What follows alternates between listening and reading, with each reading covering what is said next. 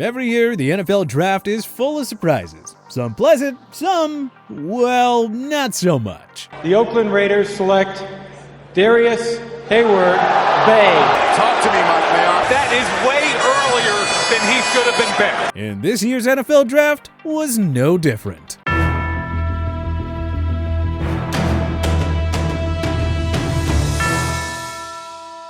The 2021 NFL Draft is now done with. So, which draft selections promise to emerge as absolute steals for the respective teams, and which ones already look like big-time bust candidates? Here's a look at the 5 best and 5 worst selections from the 2021 NFL Draft. Best, Justin Fields. The Bears desperately needed to land a quarterback in the first round.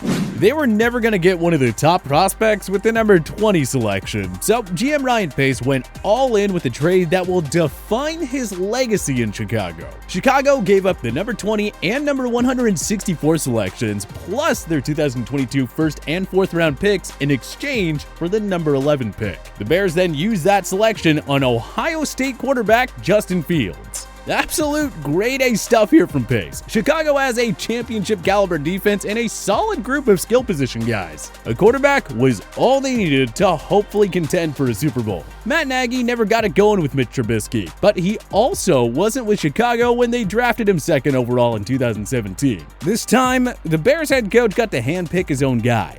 Fields has all the tools to be Chicago's first true franchise quarterback since, Sid Luckman, whose final season was in 1950? Fields' dual-threat style will add a brand new element to the Chicago offense. 2021 was a make-or-break year for Nagy and Pace. We just cannot emphasize enough how much we love this pick. Suddenly, the Bears have the best-looking future in the NFC North Division. Yeah, we said it. Worst, Alex Leatherwood. We actually loved, or at least liked, the vast majority of the first-round selections. But once again, the Las Vegas Raiders left us baffled by reaching for a guy in round 1 they could have taken later on. In 2019, it was Clelin Ferrell at 4th overall. In 2020, it was Damon Arnett at 19th overall. In 2021, it was Alex Leatherwood at 17th overall. We simply keep asking the same old question. Why not just trade down, acquire extra picks, and safely know you'll be getting your man later on? It just doesn't make any sense. Leatherwood was a superstar in his final season at Alabama, winning the Outland and Jacobs blocking trophies. But this guy was never really expected to be a first-round pick. Leatherwood is far from a finished product. Though scouts praise his work as a run blocker, there are concerns about his performance as a pass protector. The footwork, strength, and speed need to be refined if he's to live up to the expectations as a top 20 selection. Also, that Raiders defense was downright awful in 2020. They should have addressed that side of the ball here. Jalen Phillips, Kwity Paye, and many stud defensive backs were available. The Raiders' decision to move on from 3 veteran O-linemen and Trent Brown, Rodney Hudson, and Gabe Jackson this past offseason was downright confusing. Why not just keep 1 or 2 of them and then use the number 17 selection elsewhere? The Raiders just feel like a team that's stuck in neutral. Not to mention that their 3 AFC West Division rivals made a plethora of moves to get better. Best, Penei Sewell. If it weren't for so many quarterback-needy teams, Sewell could have been a top 3 selection. No way he would have fallen this deep in the 2018, 2019, or 2020 draft classes. Fortunately for the Detroit Lions, the 6 teams in front of them took either a quarterback or a skill position player on offense. This allowed the Lions' brand new coaching staff and front office to take the man who's often been compared to Hall of Famer Jonathan Ogden. Sewell is the best offensive tackle prospect we've seen in a long time. He's 6'6", 330 pounds of pure strength and toughness. This is what the rebuilding Lions franchise needs. Sewell will fit in wonderfully with the fun culture that new head coach Dan Campbell is trying to create following the disastrous Matt Patricia era. He's going to be a huge difference maker in the pass protection and run blocking areas. Jared Goff and DeAndre Swift will quickly learn to love playing with Sewell. He's a true franchise cornerstone player. No wonder the Lions draft room was so pumped after the selection. Worst, Levi Onwuzurike. We don't want to fault the Lions too much for addressing the defensive line here. Their defense in 2020 was, well, by far the worst in franchise history. But Washington tackle Levi Onwuzurike was a giant reach at number 41 overall. Onwuzurike opted out of the 2020 season because of the COVID-19 pandemic. So, for starters, there are some risks with taking a guy who hasn't played football in a few years, especially when he's making the jump from college to the NFL. Onwuzurike had 7 sacks over his 3 collegiate seasons. Not exactly eye-popping numbers there. Are the Lions sure that he's a capable game changer? And as bad as the Lions' defense was last season, the defensive line isn't the biggest need. With Romeo Okwara, Trey Flowers, and Michael Brockers there, we would have liked to see the Lions address their woeful secondary, especially with the likes of Trevon Moehrig and Asante Samuel Jr. still available. If the Lions really wanted another pass rusher, why not go with Azeez Ojulari, who is widely projected to be a first-round pick? And we are especially concerned about the lack of playmaking receivers. Rondale Moore and Terrace Marshall Jr. were there for the taking. We're just not sure if Onwuzurike will be the type of difference maker that the Lions defense needs. There were certainly better players available. Best, Christian Barmore. The New England Patriots became huge winners of the 2021 draft when Alabama quarterback Mac Jones somehow slipped to them with the number 15 selection. Amazing how things just always seem to fall into place for Bill Belichick.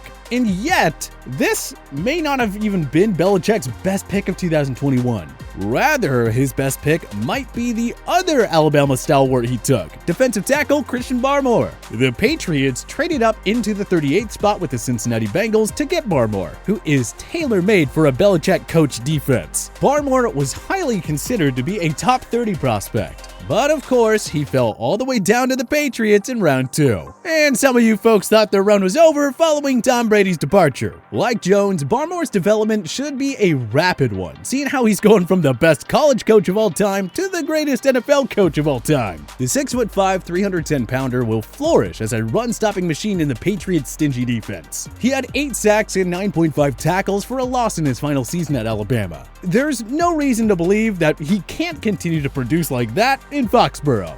Worst, Dayo Odeyingbo. This is nothing against Dayo Odeyingbo the player. We see his potential and understand why the Colts invested a second-round pick in him. He's only on this list because of injury concerns. Odeyingbo unfortunately suffered an Achilles tear in January. The expectation is that he'll be able to play at some point in 2021. But if you're the Colts, why not take a player who doesn't come into the NFL with such a large injury concern? Someone who's ready to contribute right away. This is a team with most of the pieces in place to contend for a Super Bowl. Their time to win is now. And defensive end wasn't really a position of need. The Colts took Penei in round 1. They also have Darius Leonard and DeForest Buckner, 2 young superstars to round out the front 7. If Odeyingbo is fully healthy by some point next season, and if he produces, we'll be happy to admit we were wrong. But for now, this selection just looks way too risky. Best, Jeremiah Owusu-Koramoah. One of the biggest surprises of the draft was Owusu-Koramoah falling all the way down to the middle of the second round. The Cleveland Browns picked up the Notre Dame linebacker with the number 52 selection in this year's draft. Call it a home run for GM Andrew Berry. Many scouts and analysts had Owusu-Koramoah as a top 20 prospects on their big boards, but he reportedly fell due to a supposed heart issue, even though he was cleared by doctors before the draft. It's not just Owusu-Koramoah the player that makes us love this pick, it's the fit. The Browns knew they had to get some help from Myles Garrett in their front 7. Signing Jadeveon Clowney in free agency wasn't enough for Berry and company. Owusu-Koramoah is renowned for his athleticism, quickness, and elite cover skills. Only so many linebackers can keep up with the opposition's tight end in today's NFL. He's just the perfect fit for Joe Woods' defense. He can be used as a pass rusher to complement Clowney and Garrett when needed, but it's his coverage ability that'll make Owusu-Koramoah a star in Cleveland. This team has so much talent on both sides of the ball now. You can totally expect Cleveland to emerge as a legitimate Super Bowl contender in 2021. And this pick could be a big reason why. Worst, Payton Turner. A team that drafts and develops talents as well as the New Orleans Saints should get the benefit of the doubt more often than not. But it was quite surprising to see them use the number 28 selection on Houston defensive end Payton Turner. Ahead of the draft, reports stated that they were looking to trade up, and head coach Sean Payton previously acknowledged that they had to address the cornerback position. Even with a handful of top-tier quarterback prospects on the board, though, the Saints stunned many by going with Turner. This was another case where they probably could have traded down down and gotten him later. We do understand why they'd want to replace the departed Trey Hendrickson and find someone to complement Cameron Jordan. But injuries limited Turner to just 5 games last season. Yeah, he had 5 sacks in 2020, but Turner only had 4.5 sacks over his previous 3 seasons combined. Turner is going to take some time to develop, and a team in win-now mode like New Orleans should have probably went with a more NFL-ready player. Someone like Eric Stokes, Odafe Owe, Christian Barmore, or Trevon Moehrig, just to name a few. But I guess we'll see what happens. Best, Trevon Moehrig. Though the Alex Leatherwood pick was a heavily criticized one, the Raiders hit it out of the park in round 2. The best safety of this class, TCU star Trevon Moehrig, surprisingly fell to them in the 43rd spot. Even more surprisingly, Moehrig was the 3rd safety taken in the draft, after the Dolphins took Javon Holland at 36 overall, and the Falcons took Richie Grant 40th. Moehrig is just a complete game changer in every aspect. He excels as a ball hawker in coverage, and in case you missed it, the Raiders secondary was awful last year. They ranked 26 against the pass and had the 3rd worst scoring defense. Moehrig should help improve those numbers. Over his final 2 seasons, Moehrig racked up 6 interceptions and 20 passes defended. He should fit perfectly in the cover 3 scheme of new defensive coordinator Gus Bradley. This right here was a grade A pick by the Raiders. We wouldn't have complained at all if they used the number 17 pick on him. Yet, here he is, a 2nd round steal for the Raiders. Worst, Jackson Carman. The Bengals front office decided to use the 5th overall pick to reunite Joe Burrow with Jamar Chase. Which, hey, we won't complain about that. But if we're gonna pass on Penei Sewell, they could have at least done a better job addressing their awful offensive line in round 2. Instead, they traded out of the 38th spot in a move with the Patriots instead of using that pick to take Oklahoma State's Tevin Jenkins, who many projected to go in the 1st round. So the Bengals opted to take Clemson defensive tackle Jackson Carman at 46th overall. Despite his success as a blindside protector at Clemson, many scouts suggest Carman is better off at right tackle or even at guard. In that case, can the Bengals trust the young, unproven Jonah Williams to protect Burrow's blind side? Looking back, why didn't the Bengals do more to address the O-line in free agency if their plan was to take Chase all along? The fact of the matter is the Bengals had a perfect opportunity to find an elite offensive tackle in round 2, and they failed by trading down and passing on Jenkins. It may very well be the worst move of this year's draft. Given the amount of hits that Burrow took last season, we definitely expected better by the Bengals front office. So let's all pray for Joey B in 2021. But what do you think were the best and worst picks of the 2021 NFL Draft? Join us in the comment section below. If you liked this video and learned a thing or two, clicking the like button helps out a ton. And hey, we appreciate it. If this is your first time coming around to TPS though, subscribing is a great idea because we put out videos like this every single day. But as always, thanks for watching and we'll see you guys next time.